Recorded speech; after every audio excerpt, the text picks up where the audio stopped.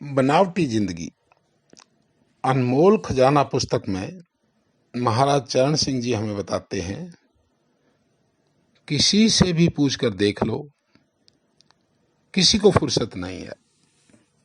मजदूर को फुर्सत नहीं है, इंजीनियर को फुर्सत नहीं है, डॉक्टर को फुर्सत नहीं है, उद्योगपति को फुर्सत नहीं है।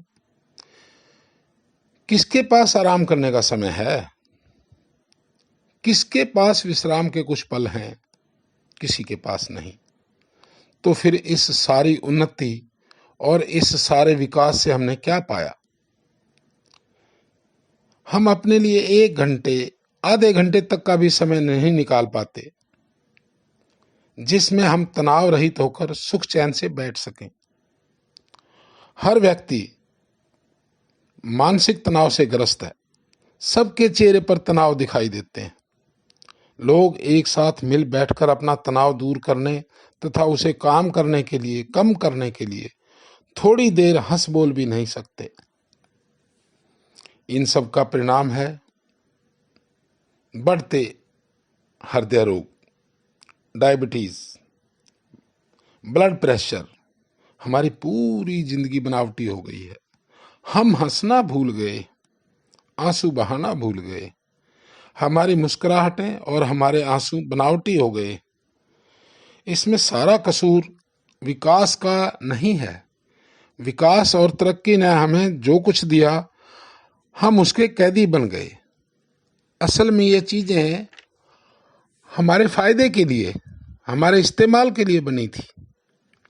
हम इन वस्तुओं के लिए नहीं बने थे, लेकिन हम मशीनों के गुलाम होकर रह गए। इसके मालिक नहीं,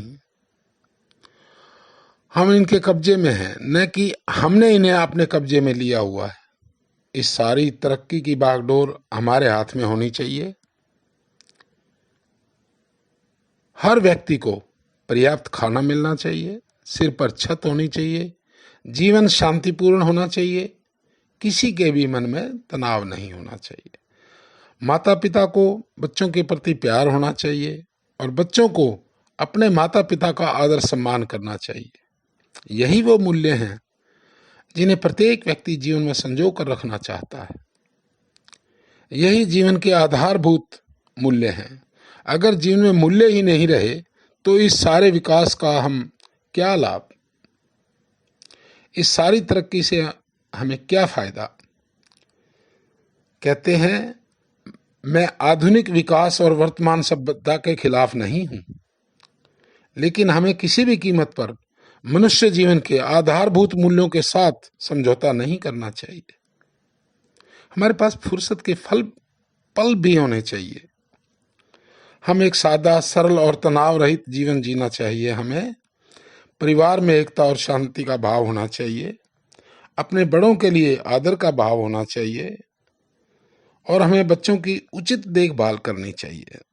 हमारा भोजन और वातावरण स्वस्थ के अनुरूप होना चाहिए।